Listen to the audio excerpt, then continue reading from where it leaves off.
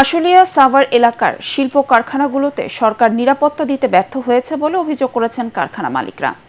সরকারের কাছে নিরাপত্তা নিশ্চিত করার দাবি জানিয়েছেন উদ্যোক্তারা। বিজিএমইএ ভবনে জরুরি সংবাদ সম্মেলনে তারা বলেন, শ্রমিকদের দাবি মেনে নেয়ার পরও এসব নাশকতার দায় কার? যে কারখানাগুলো মাসের বেশিরভাগ দিন বন্ধ ছিল তাদের বেতন পরিশোধ করাও এখন বড় চ্যালেঞ্জ হয়ে দাঁড়াবে বলে জানান তারা। গুজব ও ঠুনকো কারণে কারখানায় আগুন দেওয়ার চেষ্টা করা হচ্ছে জানিয়ে ব্যবসায়ীরা বলেন, গতকালও কয়েকটি কারখানায় ভাঙচুর করা হয়েছে। দর্শক, বিজিএমইএ ভবনে সংবাদ সম্মেলন চলছে, এখন আমরা সরাসরি চলে যাচ্ছি সেখানে।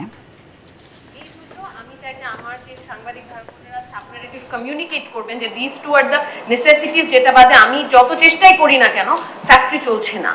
সো এইটাই আপনাদের কাছে জাস্ট আপনাদের মাধ্যমে একটা ইনফরমেশন দেওয়ার।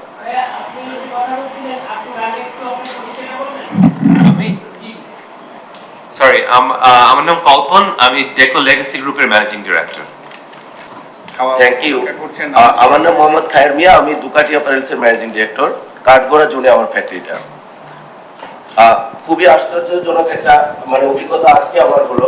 আমার ফ্যাক্টরি গতকালকে দুপুর পর্যন্ত চলেছে। লাঞ্চে গেছে, ফ্যাক্টরি থেকে লোকজন বের হয়ে গেছে। লাঞ্চ থেকে এসেছে যখন ৩-৪ জন লোক হঠাৎ করে দৌড়াইয়া আমাদের মেডিকেল সেন্টারে গেল। কি কারণে? তাদেরকে নাকি বাইরে থেকে আপনার ল এনফোর্সমেন্টের লোকজন মেরেছে।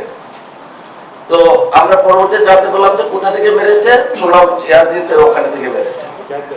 তারা একটা